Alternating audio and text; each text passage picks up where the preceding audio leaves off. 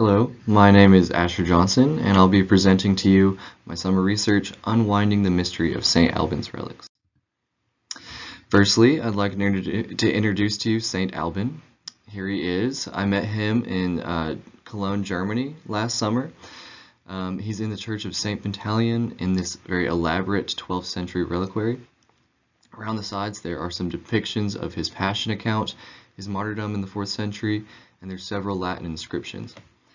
Interestingly, one of these inscriptions on the base reads as follows. In English, Alban, who was made white in the blood of the Lamb, was the first martyr in the land of Britain. His body was removed from England to Rome, and then from Rome to Cologne. So, standing in Cologne, I asked myself, why do the Germans have the first martyr and very patron saint of England? Why is he in Cologne? In medieval Europe, relics of saints were highly valuable treasures that were often stolen, exchanged, lost, refound, invented, or even captured. Medieval writers did their best to record these sorts of relic movements, so that it formed a particular literary genre. In fact, a translatio is the written story of how relics moved and what miracles were performed on account of such a movement.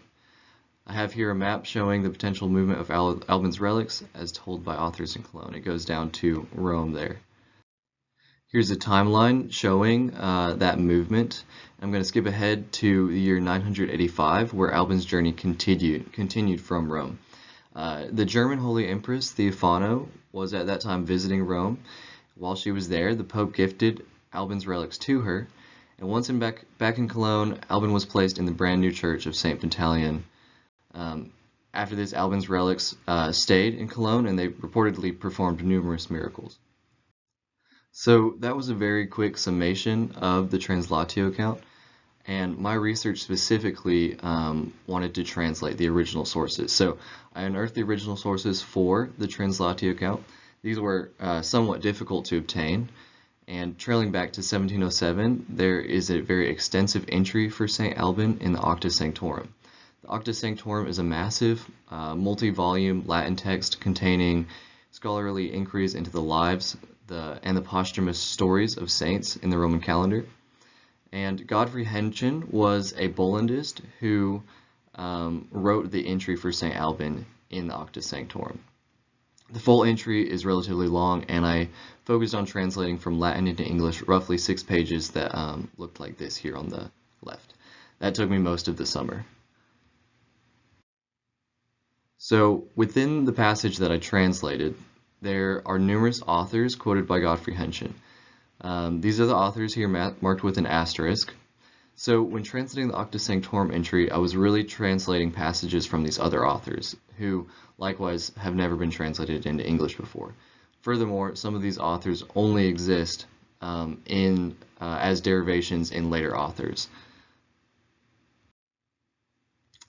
So that the translation which I created shows a variety of important findings. It provides more detailed accounts of miracles worked by the relics in Cologne.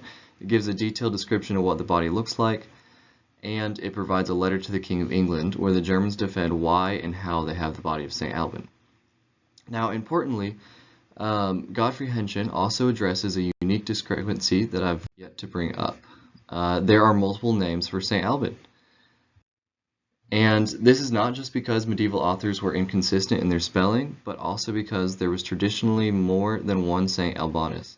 In fact, there is a saint cult for an entirely different Alban in the nearby German city of Mainz, which caused much confusion in the Middle Ages. Godfrey Henschen here believes that one will easily judge between the Alban in Cologne, who came from Rome, and the Alban in England. The argument that they are the same is difficult, especially since Saint Germain is said to have taken no more than some dirt, in Latin massam pulveris, from Alban's shrine in England. This prompts me to doubt the legitimacy of Alban in Cologne. Further research might ask, was Alban even a real martyr, and whose bones are in Cologne? Perhaps the bones were randomly selected from the abundant supply of relics in Rome. So I hope that my English translation of the Octa Sanctorum entry and related quotes helps to answer some of those questions. I hope that it helps foster research into the relics of St. Alban, and I hope it brings to light this long untouched portion of medieval history. Finally, I'd like to thank Dr. Wilfert and the Appalachian Colleges Association. Thank you.